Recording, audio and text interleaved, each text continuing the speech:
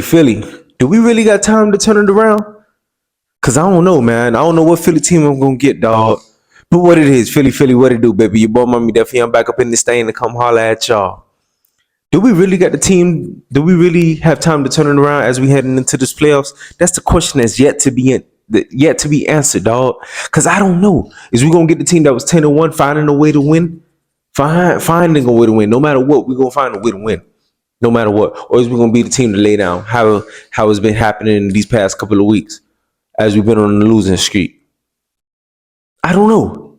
But man, before I even continue, I want to say please hit that subscribe button, hit that like button, drop a comment below, and let me know what you think. Do you think we can be able to turn this thing around as we head into the playoffs? Because I did in heart and hearts, I truly feel we can. Because we the most talented team in the NFL. I don't care what nobody tell me. We're the most talented team. The only thing that's holding us back, that's keeping us from the mountaintop, keeping us from turning on up, the coaching.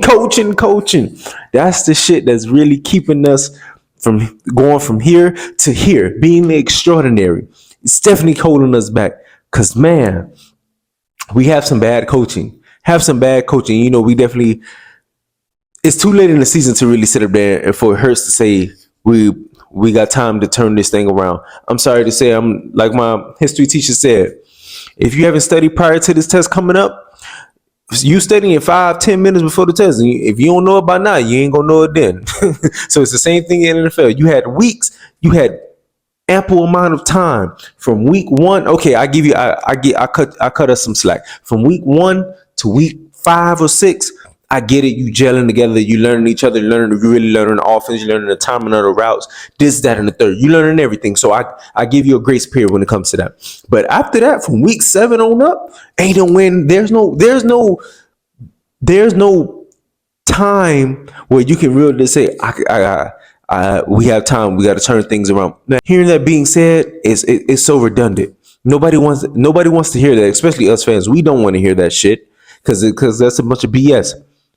But other than that, man, I gotta shine some light on my boys, man. We got some Pro Bowlers in the biddy. My boy Reddick, my boy AJ, my boy Lane. I can't think of the rest of the names off the top of my head, but we got some guys that you know that's in the Pro Bowl. You know, my boy Jake the Snake been snug, man, for the past couple of years, dog. My boy been snug, but I get it. The NFL don't want the thing to be a Philly fest, so I get it. I understand, but damn, show my boy Jake some love, man. If it wasn't for Justin Tucker, you know, arguably one of the greatest kickers, if not the greatest kicker of all time, Jake Elliott would be the best kicker in the league, dog, because my boy been consistent year in and year out. Came in, even as a rookie, kicked a 63-yard game-winning field goal against the Giants. Week 3. My boy been like that. He been him. But the NFL want to snug my boy the last couple of years. Hey, Jake, keep doing your thing, dog. But, man, it's good to have some guys. You know, I definitely wanted my boy Smitty to get his first Pro Bowl. Oh, yeah, also we had Swift. He's a kingdom of mine. We Swift. First running back to, you know, first running back in his first year with us to crack 1,000 yards is a beautiful feat to have, and you definitely got that we need to resign. But that's another topic for another day. But you know, I wanted my boy Smitty to go ahead and get his first Pro Bowl. But I understand, you know, receivers like CD, Mike Evans, AJ, and Puka Nacua definitely deserve to be in there. Puka Nacua, that motherfucker been doing his thing. He been playing some great ball, by the way. You know, need 28 yards to get the rookie record, so he definitely deserving to be in the Pro Bowl this year. You know, my boy Smitty gonna get his though, without a doubt in my mind. He definitely gonna touch his first Pro Bowl. But man, definitely want to go ahead and address goddamn the spill when it comes to AJ. I don't know why my boy is getting all this hate, getting all this negative attention when it comes to him, but I get it and I understand it and I feel it. Here's the reason why. It's because me as a fellow graduate in communications, I definitely understand how the media works. They definitely find a way to twist and turn a lot of things. They're very conniving and very savvy when it comes to writing stories and things of that nature, especially one particular article that I read about AJ when it said he's becoming a cancer to the locker room. He's dividing the locker room, this, that, and the third. Man, that ain't true. What that man said the other day is a God honest truth. What that man spoke, he spoke directly from his heart, and you can feel that. The man love the game of football, dog. I'll be passionate. This is an emotional game. So you want a guy that really did play with his heart on his sleeves, show emotion. Because if you got a guy that's nonchalant, damn, you don't know if he care about winning or losing. This man hate to lose. He's a certified baller, and we all know that the man got over 1,300 yards. So we know he's a playmaker. He's him. So it's like him being on the sideline, body language, this, that, and the third, not wanting to talk to the media. I feel him and I understand it, and I can reconcile with that. Because I would be the same exact way if I was in his position. And I know many others would be the same exact way. So you want a guy like that because one, it gels people together because now he, they can have an open conversation. Smitty, you're supposed to come down at 8 on this route, but you ran it at 10 or whatever the case may be. Hurts, you got a slide protection this way. Swift, you got a jump cut when you see that hole open up. There's many things in many ways, and different dialogues can definitely happen within the locker room, and definitely you have that open dialogue between you and the coach. Him backing up his coaches is a beautiful thing to see, and that can bring the unification and bring the camaraderie back together within the locker room and put everybody together because you have somebody that's going to be vocally outspoken to the media, and then on top of that, having him back up his coach, that's putting the trust back into the building between him and the coaches, letting him know my face is still Gucci when it comes to the coaches.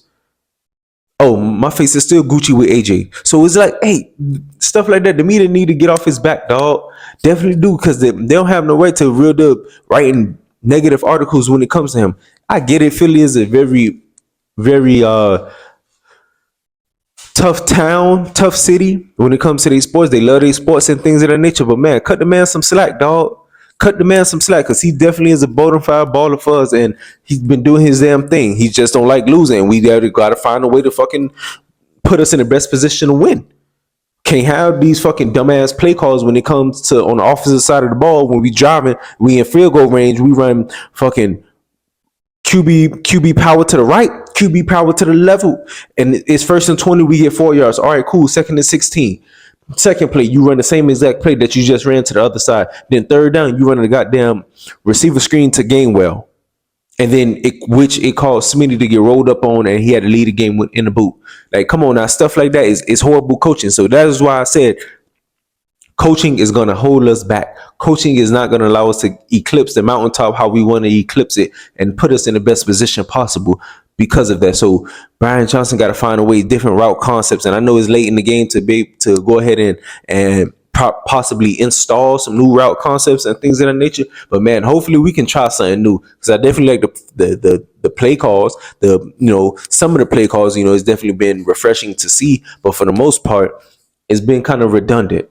So we have to find a way to piece together some things to change things around. Speaking of coaching, on the defensive side of the ball, Matt Patricia and Sean Desai, I'm sorry to say it, sorry, not sorry at all.